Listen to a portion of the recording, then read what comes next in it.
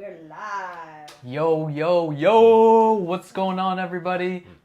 Welcome to Vancity Beats, Eats, and more. Hope everyone is doing well. My name is Jamal. Welcome to the show. We are on season 2, episode 35. And today we're joined by a special young man named Jaylo, who is a b-boy breakdancer, also DJ and community organizer, part of the Stray Path crew, also part of the TableTutors community. And I'm stoked that we're here together because, as you can see, we're in our usual spot in the kitchen, and we're going to be cooking up something really special. Jaylo brought us his own family chicken congee recipe. And we did a little bit of prep before just to make things nice and smooth for the show. And we're going to be cooking this congee, and we're going to be speaking with Jaylo, getting to know his journey in the respective fields that I talked about as a b-boy, DJ, community organizer, and all of that. So thank you so much for tuning in. If you're watching on YouTube, you can hit us up in the chat, send us some questions, send your love to Jaylo. Jaylo, how are you feeling today?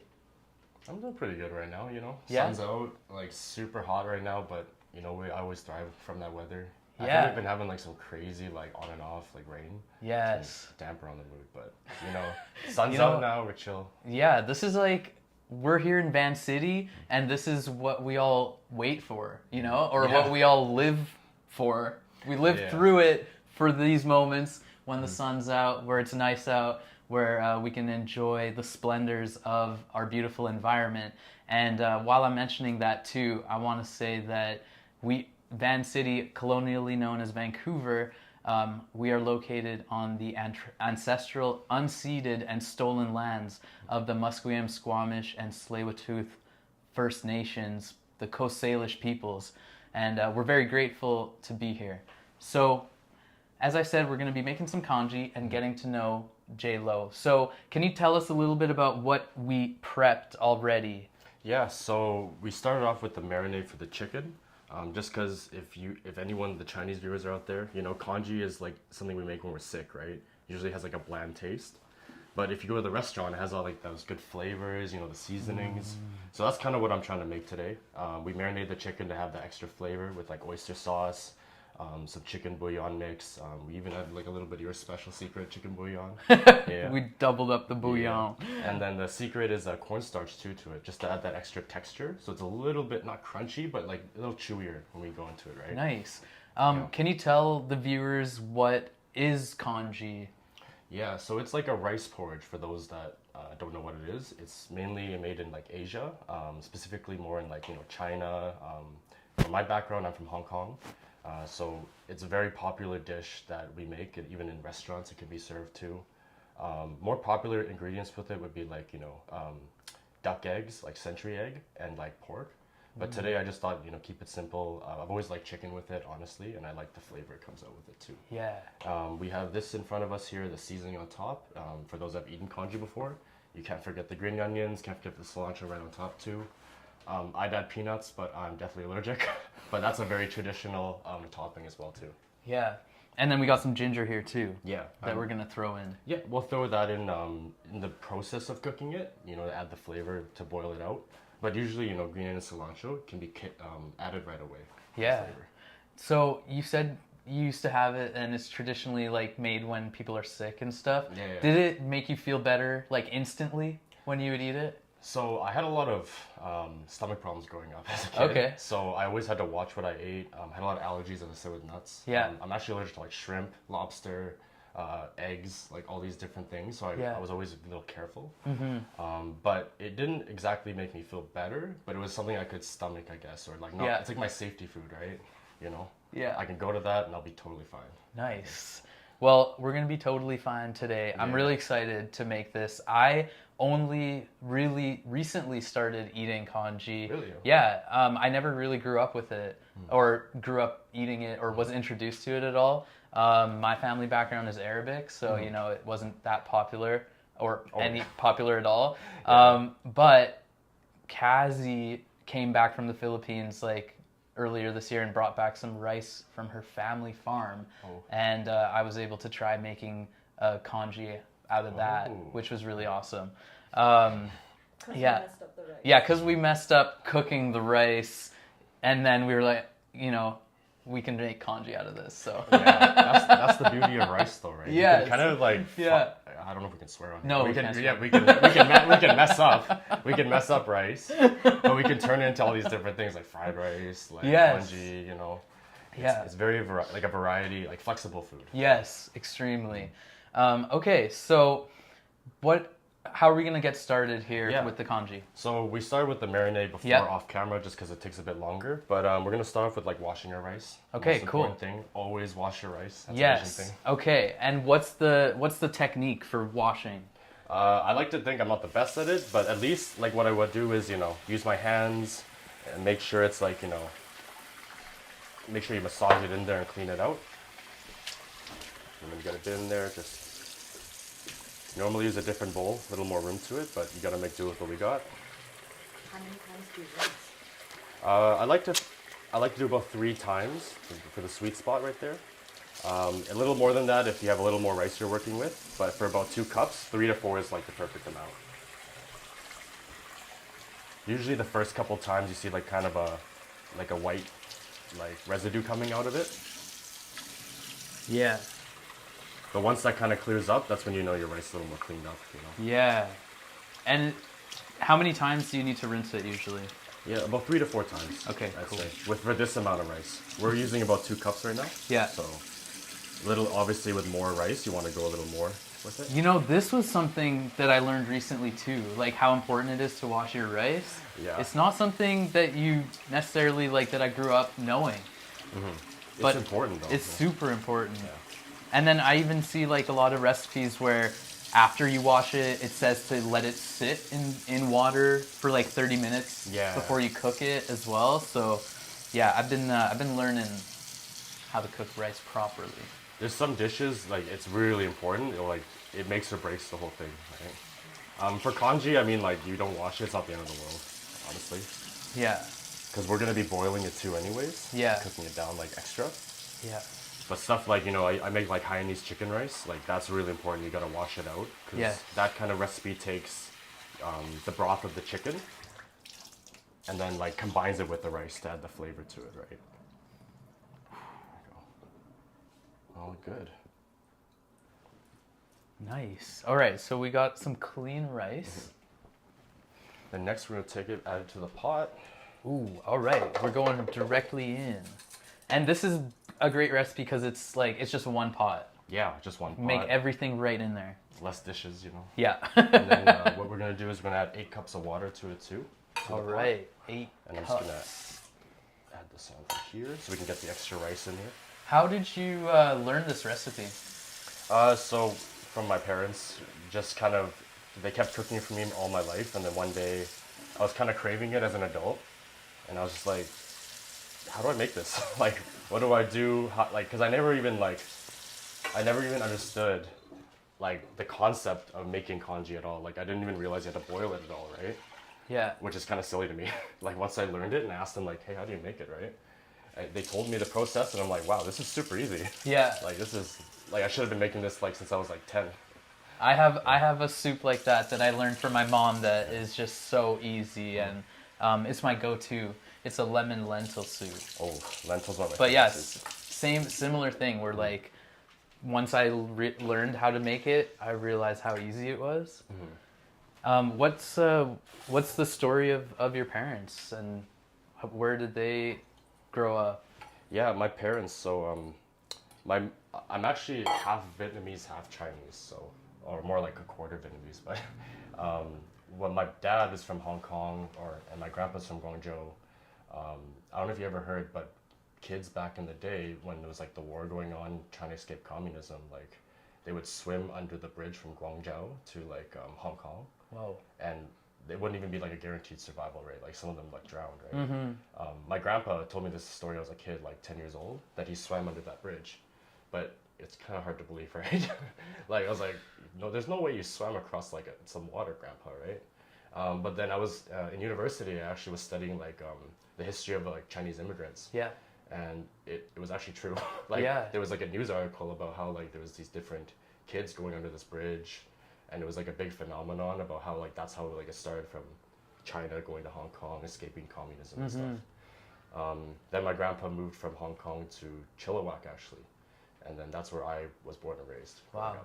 And then for my mom's side, it's almost similar, where my grandpa from my mom's side escaped the war from Vietnam, along with my mom, and then they went to Hong Kong, and then moved to Chilliwack after, like through the immigrations of Canada. Yeah. And then they happened to, my dad opened up a restaurant, or my grandpa did with my dad. Yeah. And then growing up, he worked there. I said, like all my uncles, his siblings, they all worked at that restaurant. And then, you know mahjong, right? I don't.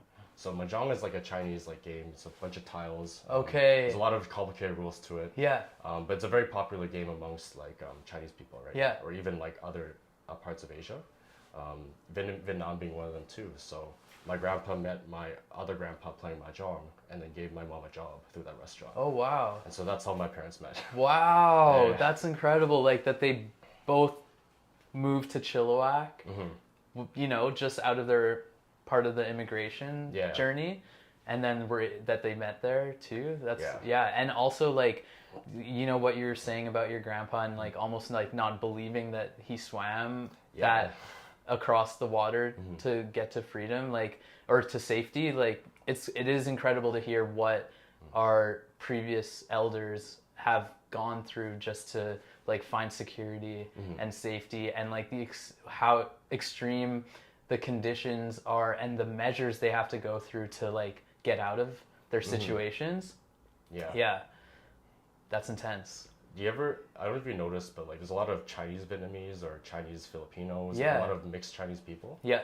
What I've learned is that like besides my grandpa going to Hong Kong, a lot of others escaped to like other places like the Philippines, Vietnam, Thailand, like all like outside of China, right? So there's a reason, for that reason there's a lot of like mixed kids now in this generation, because a lot of the Chinese people dispersed. Yeah. Right? Yeah. So let's get the water boiling up here. Yeah. I don't know how to work. Oh, here we go. We got the gas. Gotta just ignite it here. Oh, I haven't used one so long. There we go. Yeah. So we want to bring it to a boil, right? Yeah, we can go like this. Crank it. Yeah. So with the trick with boiling this water is you want to let it sit for a bit. We're gonna go for about 20 minutes. I'll set my timer. But in the process, you want to try to break it up with the whisk, like the rice, so it doesn't stick together. Okay, cool. Process, so it cooks evenly. Nice. Okay, well, this is perfect timing to get to know you a bit better. And this is actually one of my favorite things about the show is like, because a lot of the people that come on the show are, people that are in our circles or people we've established relationships with. But I met you through Kazi, and so... But you and I have a lot of common like interests. Like we both DJ, and you've been very kind to like offer me some space to practice as well. Like even later after this, we're gonna be heading over to Versus Creative Lab to jam at a breakdancing jam session that you're organizing. Actually, today it's all styles. It's all styles. Yeah. So what I like to do with these sessions is, at the end of the day, I'm still a b-boy. Yeah. But I like to, I have other DJ friends that do other styles than breaking, right? And so I like to kind of give space for them and just do like, play whatever you want, right? Different genres of street dance music, like disco, house, even a little bit of hip hop, funk, anything under that umbrella. Right? Yeah.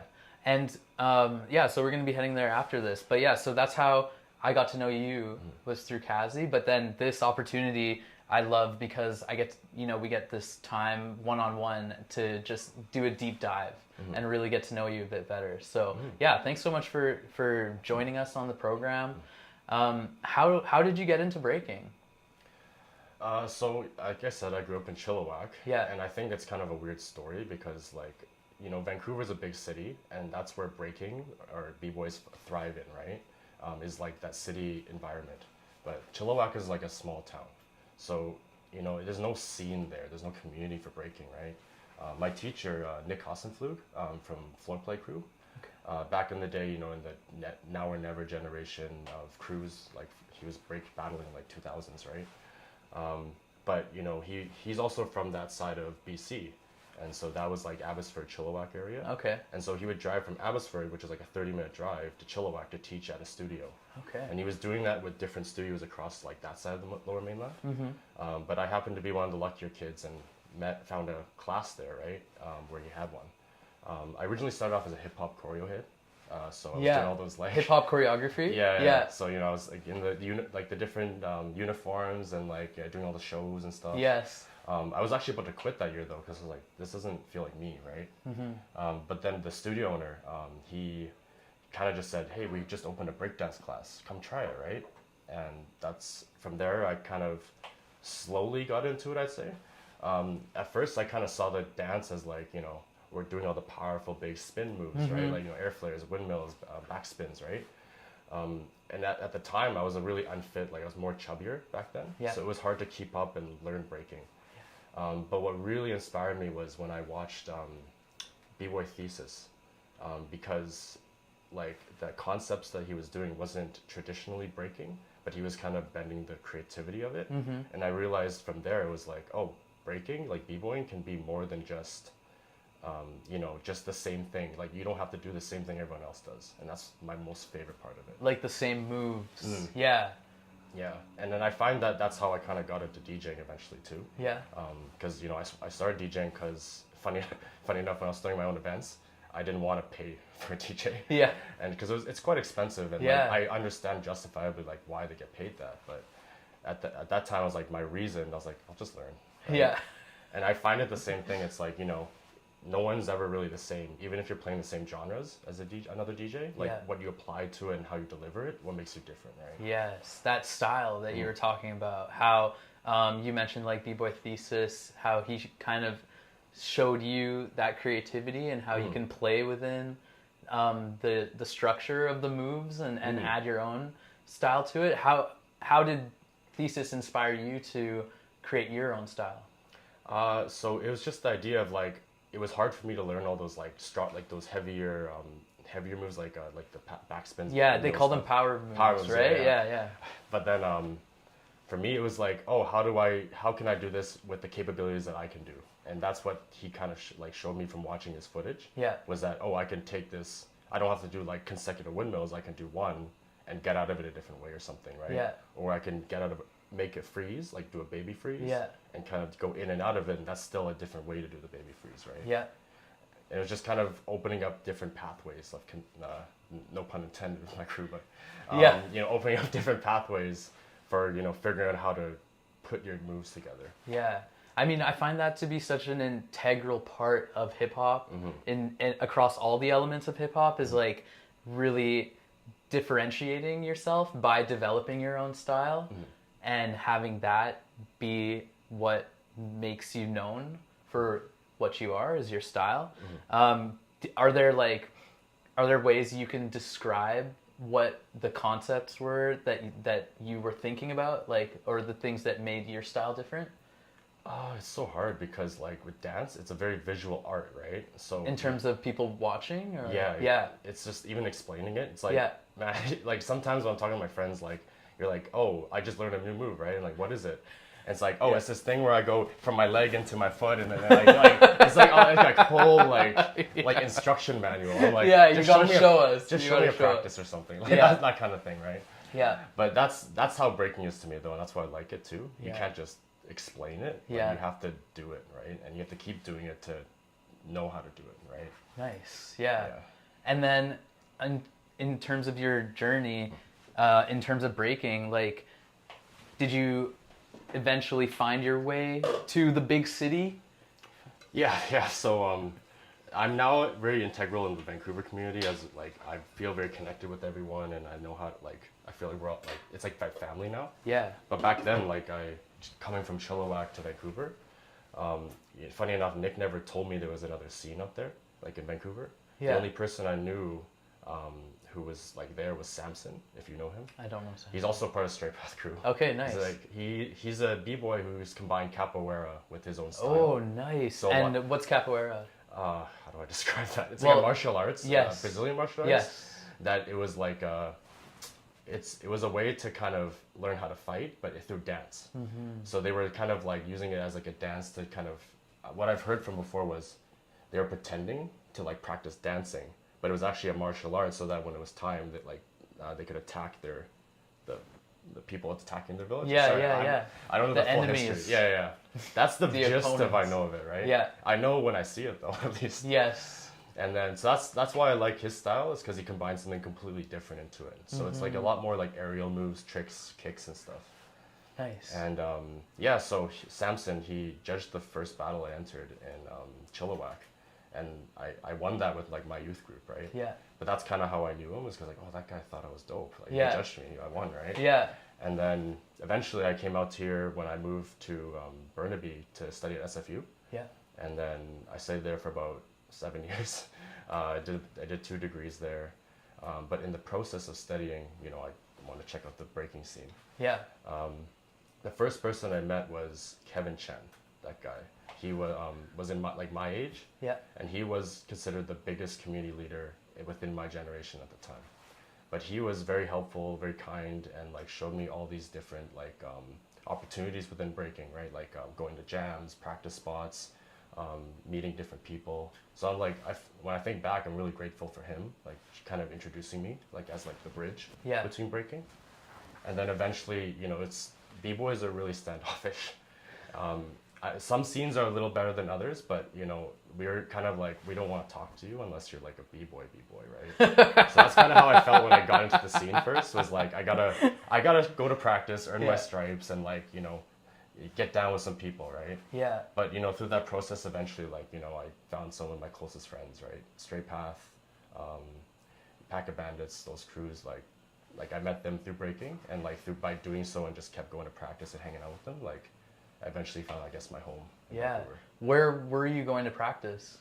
Back in the day, well, the most popular one was Robson Square. Yeah. So I mean, when I see this weather, I think I call it Robson Square weather, right? Like, I don't go as much as others because I do live in Burnaby. It's a bit farther. But back in the day, when in my youth, like I made it like an effort to take the train and just go all the way down I think I went about 3 times a week. Wow. Or at least whenever people were there. Yeah. And sometimes I'd just be there to chill, you know, as well. It was just kind of like a meeting place. Yeah. Yeah. It's like our community hub, right? Yeah. I'm sure, of course, even Kazi knows too, right? It's like where all the dancers gather, right? Of different styles. We're not all hanging out with each other, but we all have like our own little patches of space, you know, where we can like, sometimes we'll kind of wander into each other's little areas. Yeah. But mainly, like, you know, the b-boys have the rink.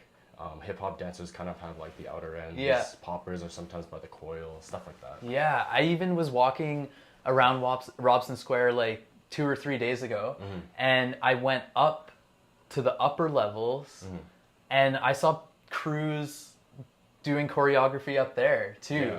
Yeah. Literally taking like anywhere with like reflective glass, you know.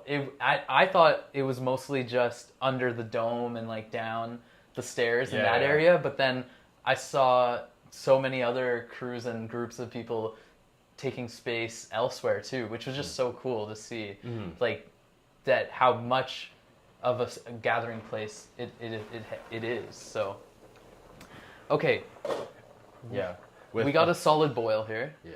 Then we can lower it a little bit. Cool. And just keep stirring to keep the rice separate. Yeah, you see the chunks here?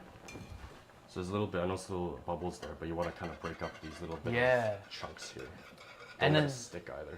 What were you? Sorry, we turned to the kanji, but you were gonna say. Yeah. So with Robson Square, did you know how it started? How it got built, or the dancing community? Yeah, going there. I would say more the dancing community. Yes, I would love to hear. Slower the heat. Yeah. So I mean, I've only gathered bits and pieces from, you know, the OGs in my scene, right, from how it started, but it was originally like started from b-boys, and hence why it's kind of more been like a b-boy space. That's why they get the rink. Yeah, kind of. That and like it's smooth floor, right? Yeah. So like the concrete outside, it would be too rough for us, right? I don't know if you know Jarek Heezon. I don't. So we call him the godfather of the b-boys of Vancouver. Wow. Okay. Because to him, at least for me, he started everything. Like, he's the most connected guy throughout the city, and from what I heard from him was that there was 3 crews that used to go to Robson Square back in the day and get kicked out over and over by security. And it was Dead Reckoning, that was his crew, Jarek's. There was Contents Under Pressure, and that's actually Flip Out's crew. So Flip Out used to be a b-boy. I don't know if you knew that. Yeah. Well, we did an interview with him. Yeah. And that was one of the things that actually came up in the interview, because when we started the interview with him, we kind of like listed off his accomplishments and like just to give people an idea of everything that he's done. And I said, was a b-boy, and he fully corrected me, was like, not was, am a b-boy, because like it never ends, you know. It's part of, he was like, it's just part of who I am. And I'm waiting for him to get down the cipher. That's what I'm waiting You're for. like, okay, he'll was until he starts getting down again. No. But I know he's forever a b-boy, because you know what I was gonna get to was back in the day, he was a part of that group that started Robson Square. Yeah. He was there, like one of the original b-boys that opened the practice space, along with another crew, Straight No Chasers. So those 3 were the big 3. Yeah. But it was someone from Contents Under Pressure. I believe it was Nelson. I could be wrong, but like he went to the city, wrote a few letters, and asked them like, hey, we're just breakdancing. Like, we're not doing anything wrong here. They always pick up their trash. They're not vandalizing, and it's like, can you let us have it, right? Like, let us just practice here, and we won't cause any trouble. And the city allowed it. So from then on, it's just they stopped getting trouble from them, from security. They kind of became an integral part of the space once like the ice rink melted, right? Yeah. And that's kind of where it carried on from, I think, in the 90s-ish until maybe to this day. I mean, now it's a little different to the, like, specifically after COVID, but that's kind of how that space came to be. And I think that's so cool, because I've been learning a little bit more about like the design concept behind Robson Square too, and it was intended to be that. It was like the whole design of Robson Square, from the art gallery to the BC Law Courts, is meant to be like a skyscraper flipped horizontally, and the idea behind it was so that people could gather there and have it be a public space. So it's amazing to see, like, throughout the history of Vancity and the dance community, how the dance community has really like embodied and made it what it's been intended for. Yeah, I really find it fascinating and such a beautiful thing to witness. Like, yeah. I always, like, when I first started there, I always saw b-boys originally, but I do like to see. I like seeing. Some people don't, but like skateboarders even, or like contemporary dancers, salsa dancers too, right? Like all and hustle too, there, yeah. I find that hustle's still under the umbrella of street dance. Yeah. But like anything outside of that, I find is even more impressive too. It's like more types of art came into that space too, right? To contribute. Yeah. So what are we looking at now? It's looking like it's getting a bit thicker, hey? Yeah. So we are now just cooking the rice. The rice is absorbing the water right now. I added a bit more just because we want to let it cook a little longer. Yeah, you added some more water? Yeah, I think I added a little more than 2 cups of rice, so I added not enough water, but it's okay though. The beauty of congee is that like you can adjust it as you go, right? Yes. If you like it more thick, then leave it as it is, but I do like to add a little more water to let it cook longer. So. Yeah. So in terms of your crew, the Stray Path, how did you meet them? I mean, you mentioned that you started going to these jams at Robson Square, but and then how did you become part of that crew? It's a long story actually. That's what we're here for. Yeah. That crew, like, to me, like, I met them almost the beginning of my journey of breaking in Vancouver. It consists of 6 of us, so it has Curtis, big girl Emma, Jonas, Connor, Samson, and then myself. Originally, it was a crew that Curtis started by himself, and he went to what I believe was Taiwan or Japan, one of those 2 places, and he needed to find a random partner, and he wanted to battle, right? He was like entering a competition or something? Yeah, a breaking battle, yeah. So a 2v2, but for 2v2s you need someone, right? He was traveling alone, so he found a random guy, and then he thought they needed a name. So he's Yeah. like Stray Path. And he always thought that was a pretty cool name from there, right? Yeah. But then I remember the first time that he actually battled with that name was with Connor. And that was at the first jam I threw. And that was called Party in the Park. Or sorry, Battle in the Park. A part of an event called Party in the Park. Yeah. I was really bad at making names back in the day. Hey, you know, the most simple names are sometimes the best. You know, Yeah. they just tell you exactly what the event is. Yeah, that's all we need, right? There's Yeah. a battle in the park, and that's Yeah. what we're doing, right? And there's a party in the park. Yeah. And so with this event, it was like with zero experience. I had no idea who any of the b-boys were. I kind of just took some suggestions from people. I asked like Kevin Chen, Tyler Prack, and Thomas Cow. They all judged for me, and then Curtis and Curtis and Connor came out, and they smoked everyone because Connor was way older than every other kid Yeah. that entered, right?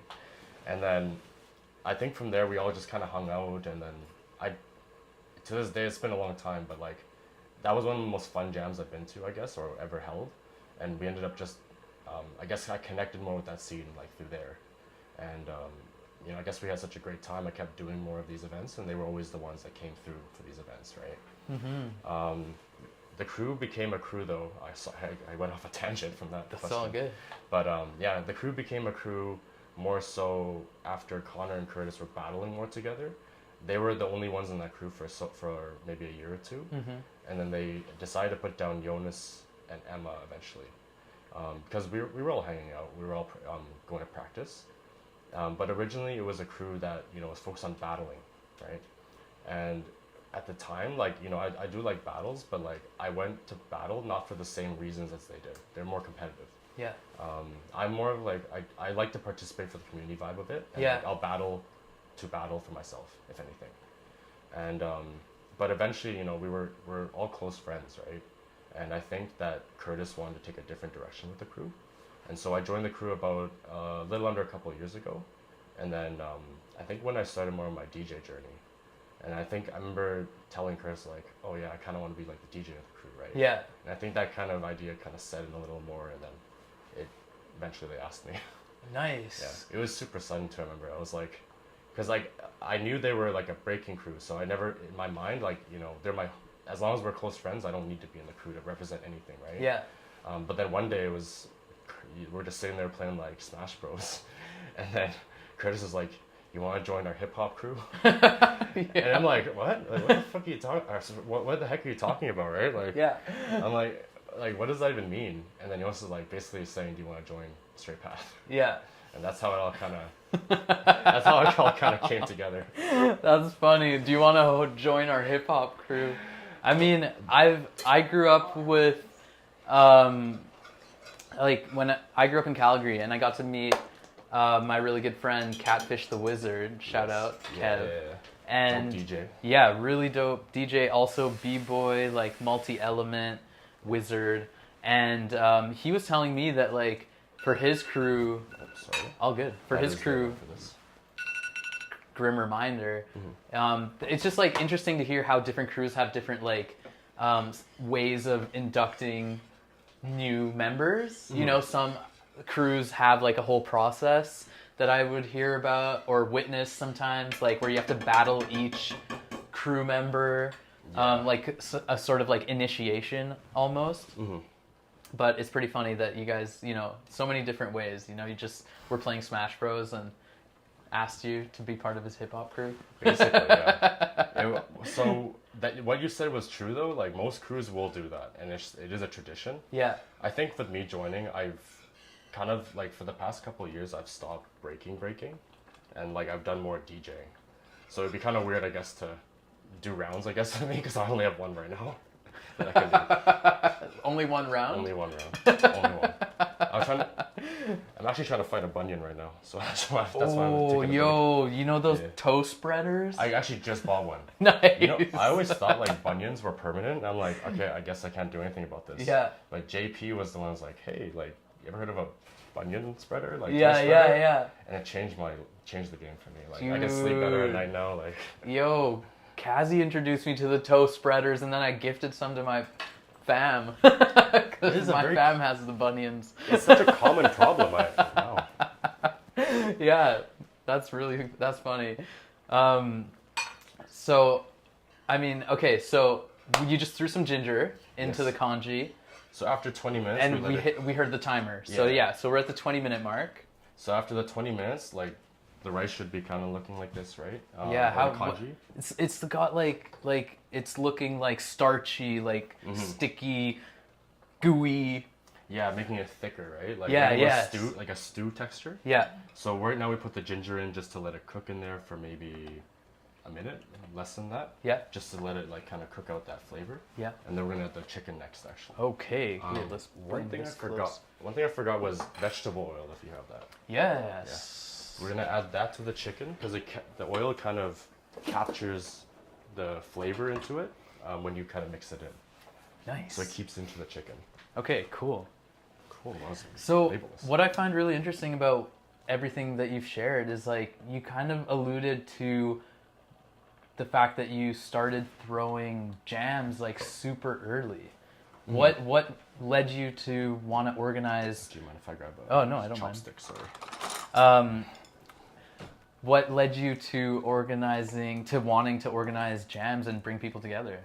Yeah, I always ask myself the same question. Like, it is one of the most stressful things in my life I've started doing, but I've always loved it, like since doing it.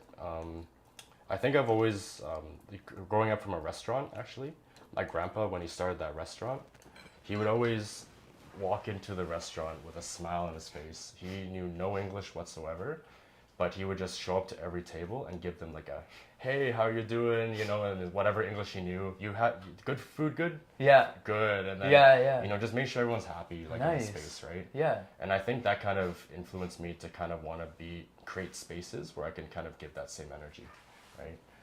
I started throwing events in Chilliwack because I thought, you know, Chilliwack had nothing going on, so I thought maybe I should do something for them, right? Given it's my hometown. And so what I did was, you know, I threw a youth battle, something like super simple. Kids don't really complain too much, right? Yeah. Like if their jam's meh. Yeah, But, you know, yeah. obviously, like I still try to make it good, right? And then, my teacher was the one that started doing it at first, Nick. And then so he would throw these jams for youth, and I was like, I'll help you, right? I'll Yeah. shadow you, and I'll learn like what you do to throw these events. Like, what does it take to get the venue, the timing, the graphic designing, all that stuff, like Yeah. putting that all together. So I started with that, and then eventually, what I did was after maybe 2017.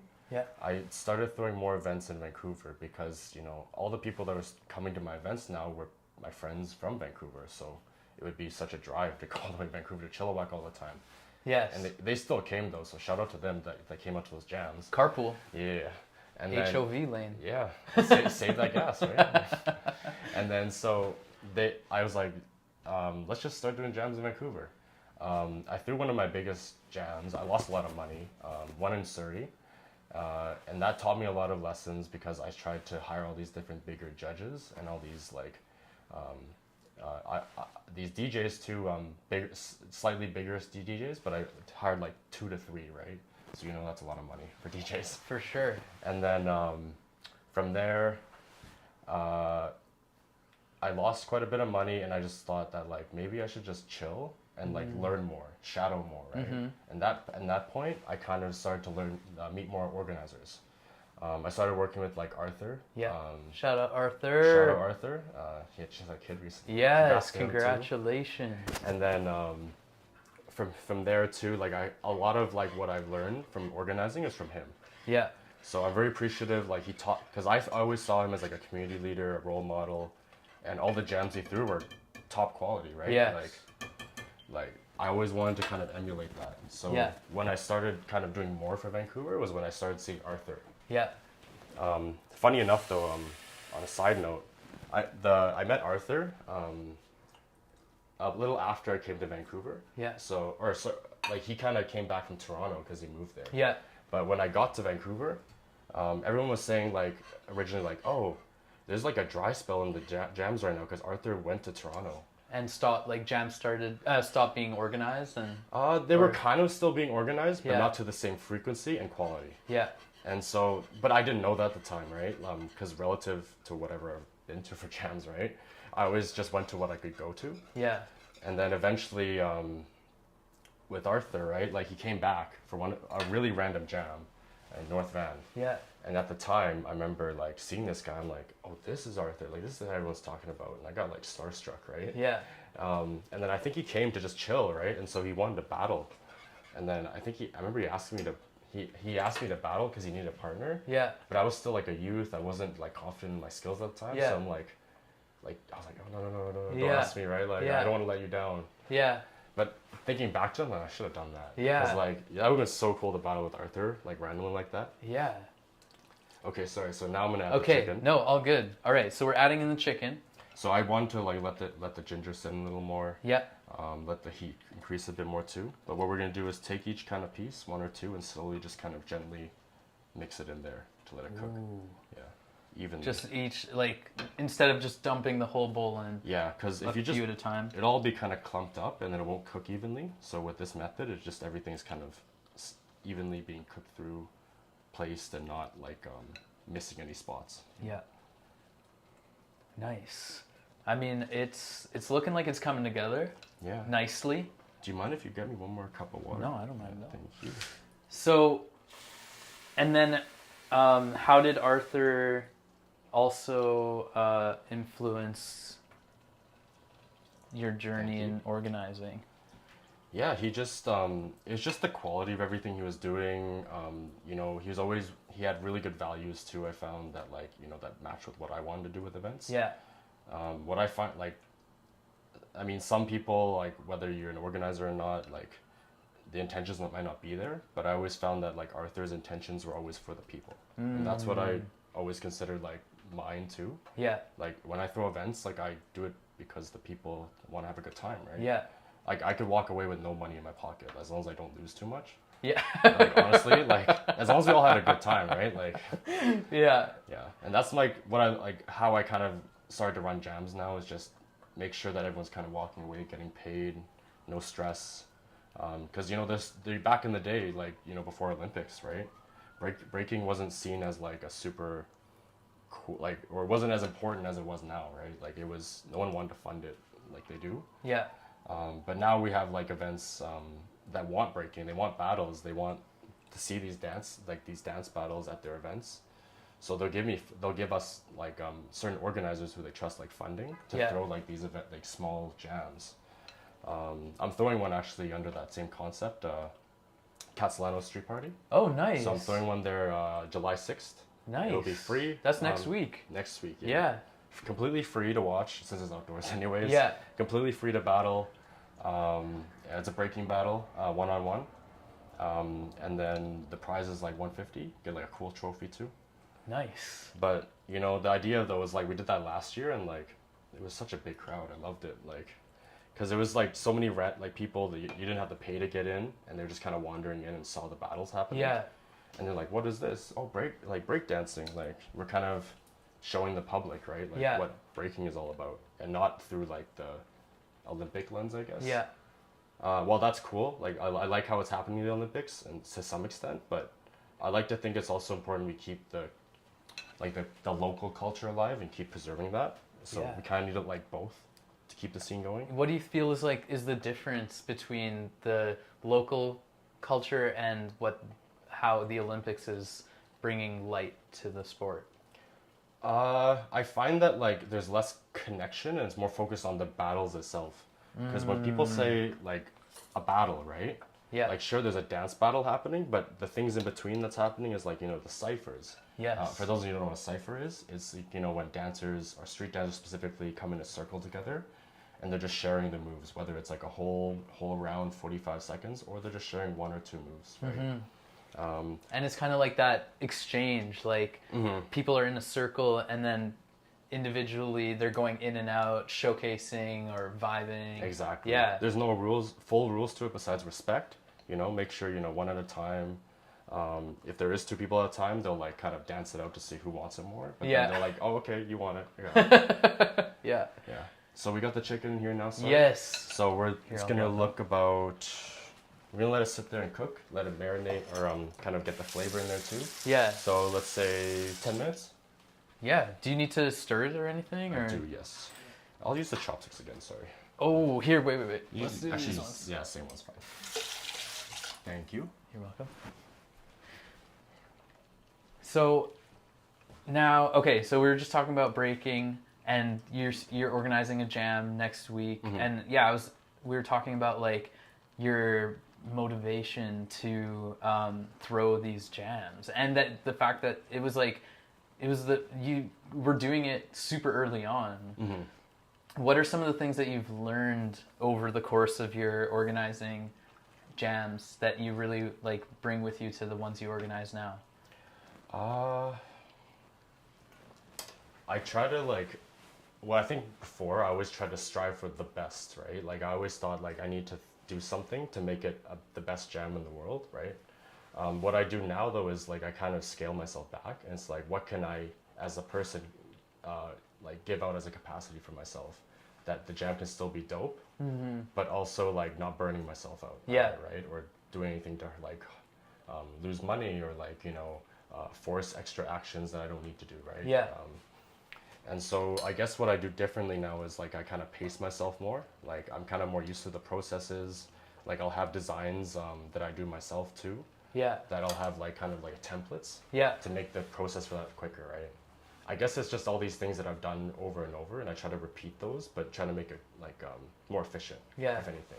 Are you with a team, or are you still like mainly doing these on your own? I would say on my own, but I usually hire a team.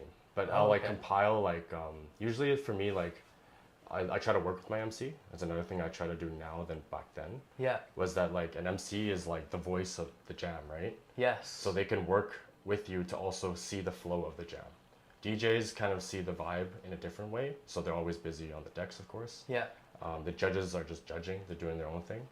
But I find that the MC is the most the best person I could communicate with, and I try to hire someone that I know like well enough that I can kind of synchronize and do everything together. Yeah. I find that like by putting more focus and even like paying them a little more just to do the extra work has helped my jams like way more. Specifically with the MC? Yeah. Yeah. Especially too because like I said, MC is one of my worst. Like I hate going on the mic. I'm so nervous, anxiety.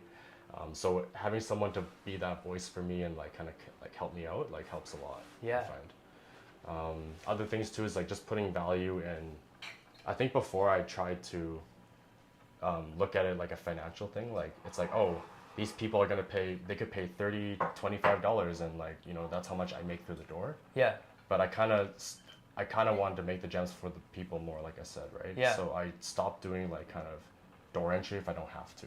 Like I don't want to make people pay if they don't have to do it, right? Just to come watch, for example, or to enter the battle as well. More specifically, enter the battle. Okay. I do believe that like if the dancers are out there throwing themselves, putting their physical, like their bodies out just to like do those moves. Yeah. They shouldn't be paying to do that, right? Like, if anything, I should be paying you, like, if I could, right? Yeah. But that's what the cash prize is there. Yes, you gotta earn it. But spectators, I find like, oh, they should be kind of paying more of the fee, and then giving it, that should be contributed more towards the dancers. Yeah. If I could eventually, like, I'd love to run a jam where like, even like top 8 is paid, like as someone kind of walks away if you just make past prelims. Yeah. You can get like maybe $20, $40, something like that. Yeah. Yeah. There used to be a jam like that back in the day, Silverback, but run by a millionaire who just really loved breakdancing, right? Breaking. So he just threw a big jam. Like a millionaire? Like someone who has $1 million? Yes. Millionaire or billionaire. He's like an entrepreneur. Okay, like a wealthy person. A very wealthy guy. Yeah, who was funding it, basically, yeah. I think they were getting like over $5,000 for first place. Whoa. And there's different formats too. And they were sponsors, but he was mainly pumping it all out, basically. But that's kind of like where I'd like to eventually go with my jam, without taking away the ciphering aspect or the jam aspect, I think. Would you say organizing jams is like your main focus right now? I think DJing would be more so. Okay. Like event organizing is more of something I like to do to maintain community within the breaking of Vancouver. I find that especially with Arthur kind of stepping down a little more, other kind of like older heads too. Yeah.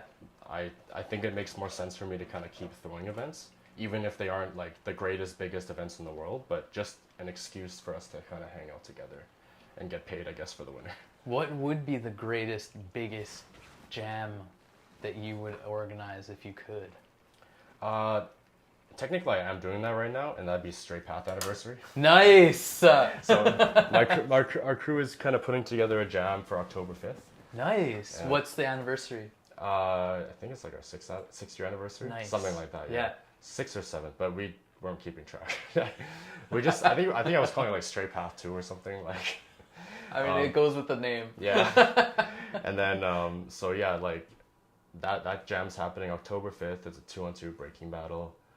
We have another one the next day too, on October 6th. Yeah. We're calling it the draft. That format's was made by a guy named Switch B-Boy. I think Kazi, you might know him. But it's a really cool format where, like, if you know football, like fantasy football, right? Mm-hmm. You know, like draft teams and Yes. stuff. So the dancers would enter by themselves.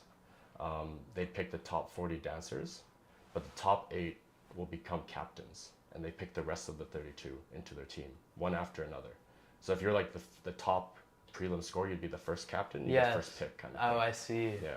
But I thought that was one of the most original, like craziest ideas for a jam ever, because it creates like one of the most unique experiences. And I think that's also another goal of mine, is to try to make a format that like brings out such a unique experience, like for a jam, right?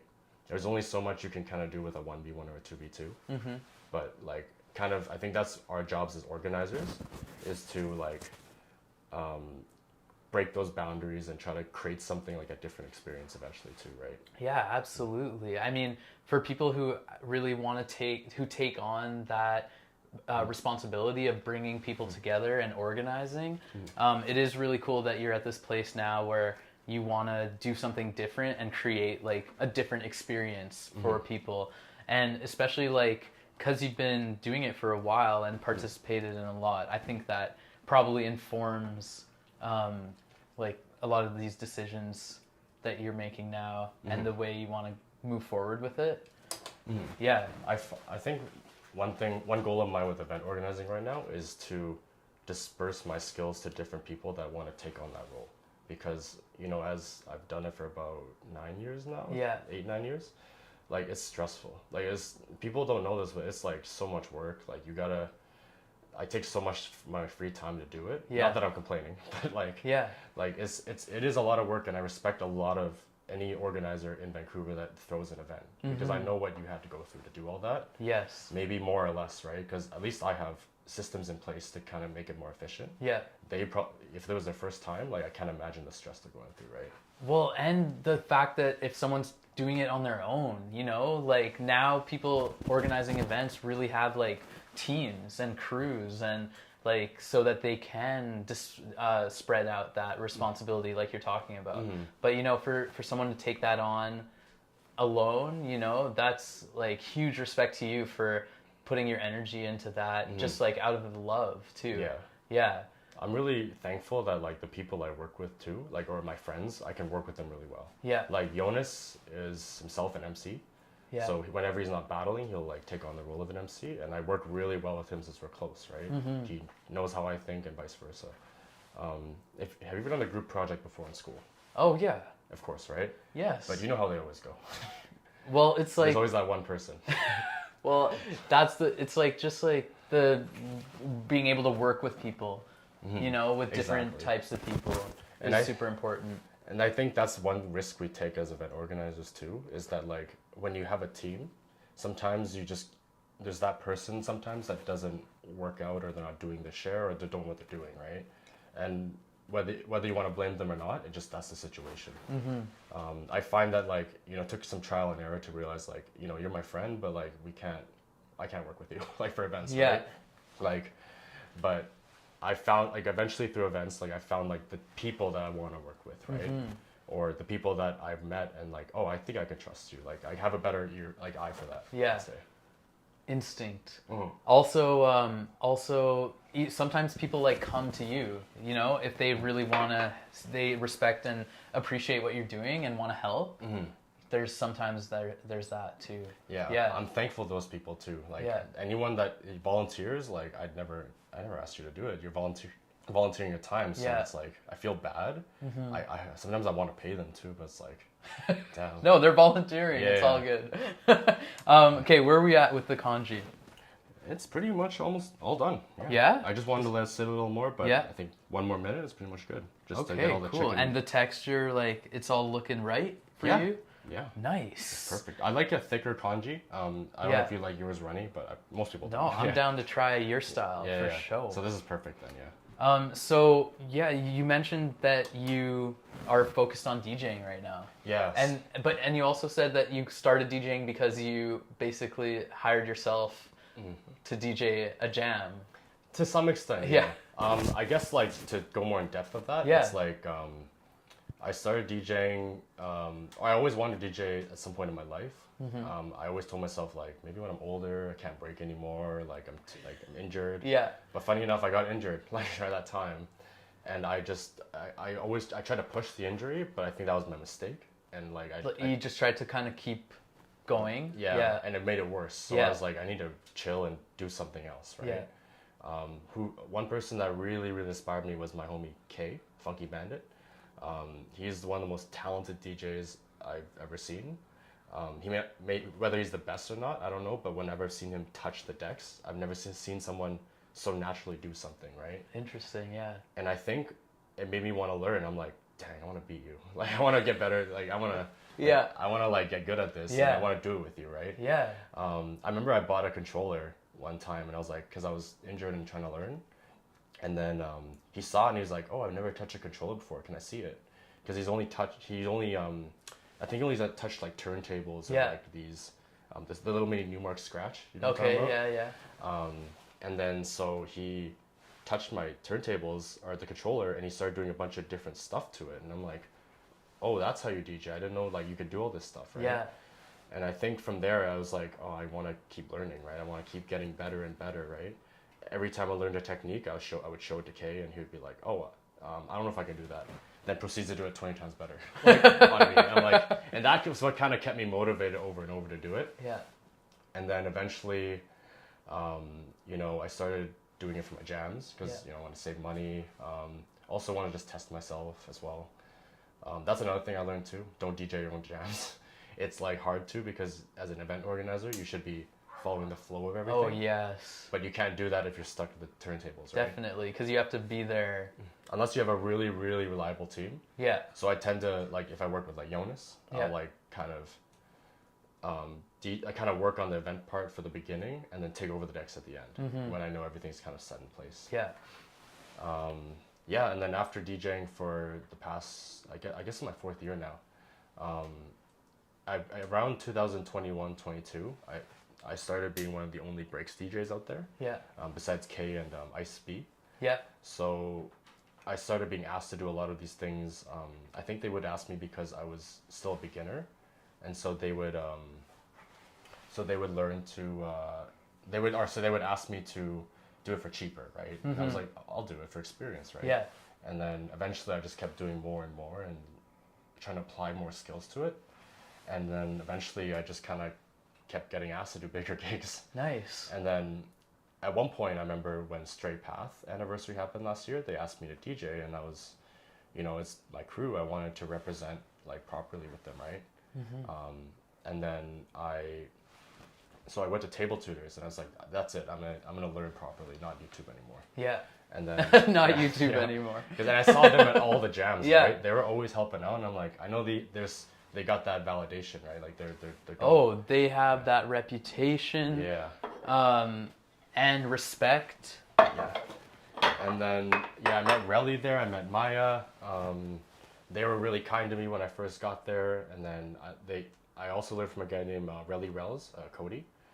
And he taught me, like, the basics of, like, mixing, trusting your ear, like, all these things. I was like, wow, you can't just watch a YouTube video for this, right? Yeah. Like, and then Relly himself, too, like, DJ Relic, he would taught me all this, like, all my scratching, too, like, what I learned. He would teach me like bits and pieces of like, oh, this is a baby scratch, and this is how you like how to do it in different ways. And then he also passed me gigs too, and like kind of opened up like different gigs for me that I didn't do like outside of breaking, right? Because all I did was like breaking battles. So eventually I started to do more like, you know, club related stuff or like more cypher related events. Actually, their events is what kind of inspired me to do more cypher related stuff because I liked that community they kind of drew in. They would do like these events with like 15, 16 different like student DJs that they were teaching. And at the time I thought that idea was so cool that I wanted to apply that to street dancing. So I started throwing like an event where like, you know, I invite all the beginner street dance DJs and I give them the space because a lot of jam organizers, like it's hard to trust a new DJ for a jam, right? Like for a battle. Yeah. Especially when the dancers are super like sensitive and picky to music, right? Yeah. So I want to give them that space for like kind of like almost like a trial cypher space where like they can kind of see how their music reacts with like the dancers and how it plays out from there, and just gives more like DJs opportunity, right? Because you can only have like 1 or 2 DJs at an event at a time, right? But with mine, I want to hope to have like 10, you know, in one night. And I also truly believe that the more DJs there are, the more variety there is because I'm only one person, like, and I only like certain genres, right? Yeah. There's only so much I can take from that, right? Yes. You never know if that one person who really likes R&B can do like a really cool R&B set, right? Definitely, yeah. Everyone has different tastes and brings something different as well. Yeah. That's cool. Shall we? Yeah, let's serve it up. Yeah. Okay, we can turn that off. We have been speaking with Jaylo, getting to know Jaylo's story, and Jaylo also made this chicken congee that we're going to be serving up right about now. Yeah. So we can taste it, and then we'll garnish it as well. Here you go. Oh, I thought this was 2 bowls.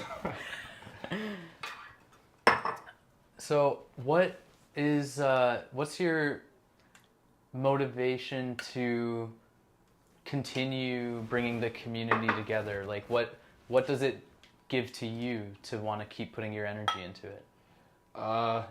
I don't. This might be a little heavy, but a long time ago, from my teacher's crew, there was a guy, a b-boy by the name of TJ. Yeah. And he was like an older brother for me. He taught me like most of my breaking. Yeah. As well too. So he, in the same class that I learned breaking, he would just come by and just as kind of like act like a big brother and just taught me like, oh, this is how you do this move. You should clean this part up. You know, all these small things. Yeah. Right?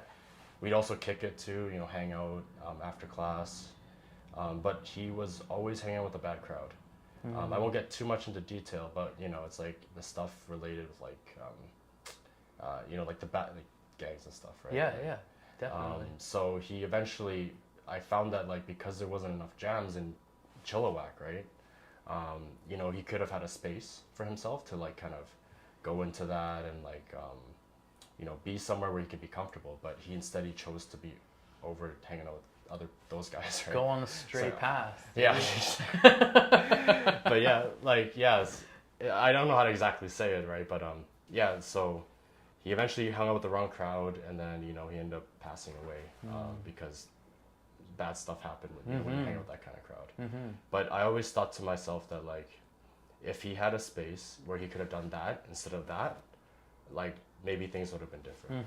And that's kind of been my biggest motivation for anything, is that I just want a space for someone, whether you're like TJ or not, right? To kind of just escape and just kind of be yourself and just enjoy it, right? Be away from all like, you know, the bad stuff, like any bad drugs or like, you know, harmful like environments and stuff, and just kind of be somewhere like, you know, you can just call home, right? Or just be like, go there and be like, oh, I don't have to worry about anything, right? Because I know it's a safe environment. Yeah. And that's kind of the goal for me every time I throw events. That's Yeah. Hence why I always try to make it free too. Yeah. So there's no barriers as well. Yeah. And I also try to, of course, you know, make it inclusive as well too. Like if, you know, if someone's not ciphering, then like, you know, I'll come over to you and I'll be like, hey, you good? Like, Yeah. Like, and try to figure out why you came to the jam. But eventually I'd like you all to connect together, right? Whether it's like, maybe you're just like a DJ, like, right? That you're not actually a dancer, but you want to connect a different way. Then come join me on the decks, right? And let's connect this way. Yeah. Right? That's really cool. Thanks for sharing that. Yeah, no worries. That you want to create like a safe space, safe environment where people can feel like they can put their energy into something positive. But also from everything that you've shared today, it also sounds like, you know, it's a place where you can find your people, find your like chosen family, but also like be investing your energy into a skill, something you're having fun doing, but also like building these really meaningful relationships too through it. Respect for that being like what's been pushing you to do it. Thank you. Yeah, I always think too, like every time, like, you know, like I said, event organizing is very stressful. Yes. But that thought does push me, like each time after the event, plus like the satisfaction of once the event's over, it's just like, oh my gosh, it's like a breath of fresh air. Yes. Having a good time with the friends, and that's all that reaps all the results for me. You know, that's like that's all that matters, and I'll throw it again. Nice. Yeah, it resets and fills you once it's over and you see the result. Okay, I'm ready to try this. Are you ready to try this? Oh, I'm ready to try. Let's do it. We gotta do, we gotta see, get a taste, get the first bite. Mix it in a little bit. Smells really good. We got the cilantro and green onion. A little thicker than I wanted, but you know, thick is not too bad. You can add water though, right? You can add water if you wanna. Later, yeah, it's fine.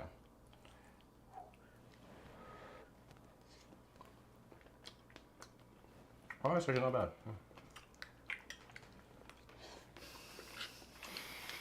I thought I messed up, honestly. Like, what? I didn't want to say it, but... I mean, it's hard to cook and talk, right? And, like, maintain your focus on everything. But, yo, this just instantly makes me feel good. It's like a home, like, hearty dish. Right? Like, yeah, just like, that wholesome feeling, that nourishing feeling, too. The flavor is just, like... just on point, you know? I know Kazi's waiting. You can also add soy sauce, peanuts, add a little more flavor to it. Yeah, or like chili oil. Would you do that? I personally am bad with spicy, but you would do that. Yeah. You're bad with spicy? That's okay. That's okay. Normally, some people maybe like mix a bit of like a chili pepper and like some soy sauce and put it in. Ooh. Yeah. That's so good. Thank you. So, we're coming to the end of the show, but before we go, I just want to ask you, like, what are you working towards for yourself moving forward? As of right now, I've been kind of focusing more on my DJing, just because I feel like there's been a lot more gigs that I've been reached out to, even outside of Vancouver, and I've been trying to, you know, push my quality up more and like of how I throw my sets in to try to match that, you know, to get more gigs out there. So yeah, that's just DJing's just been more fun for me recently. Yeah, I'd say. I still will throw events, Straight Path Anniversary, of course, too. Yeah. But I'm definitely kind of slightly slowing down on that more. I think it's just the summer rush, you know. Yeah. There's always events in the summer. Oh, there's so much going on. So everyone out here in Vancity, we've got a really busy summer coming up. I mean, it started already. And then the events that you mentioned, you have the Catsalano party. Catsalano Street Party, July 6th. Yeah. 4th and Larch Street. We also have, I've been helping with Battle for Brentwood at TableTutors. As in the name suggests, Battle for Brentwood. It'll be at the Brentwood Mall. Nice. And it's like a DJ showcase where they're battling through like DJ sets. I think it's crowd vote, so the crowd can kind of come in and listen and vote for their favorite DJ through QR code. You should come for that one. It's very fun. It sounds fun. Yeah. And then also, you know, I just want to say, like, respect to you for, you know, because I've been organizing events, you know, for a little bit, not really focused in the dance community, but in general I have.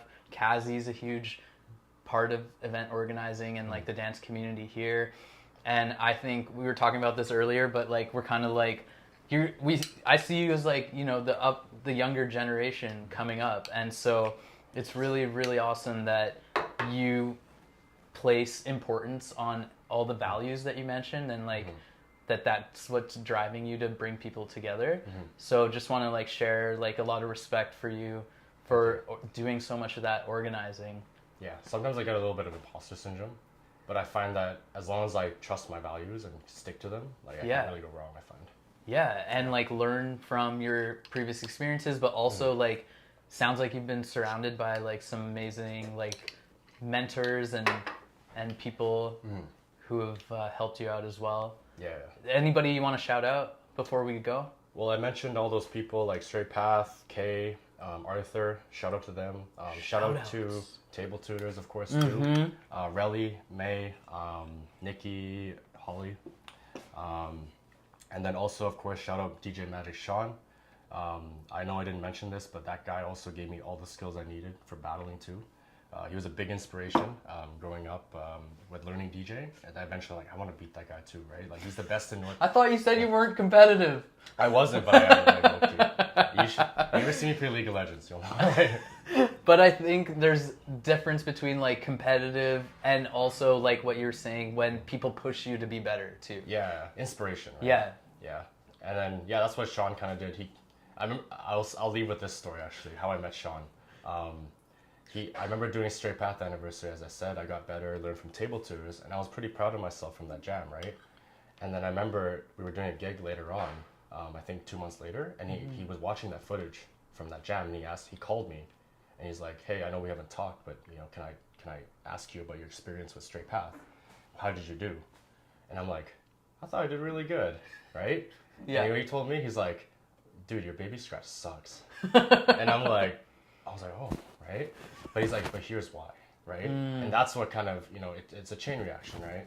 And I found that like from that experience specifically, like it was just a huge like skyrocket in my skills and how I was able to DJ was more like fluid, all because of that one question. Like, because it wasn't just like him attacking me. It was like, hey, it sucks, but I want to show you how to do it. Right? Yes. And I think that's what I was missing for a long time because Vancouver doesn't have like I consider a high level breaks DJ, right?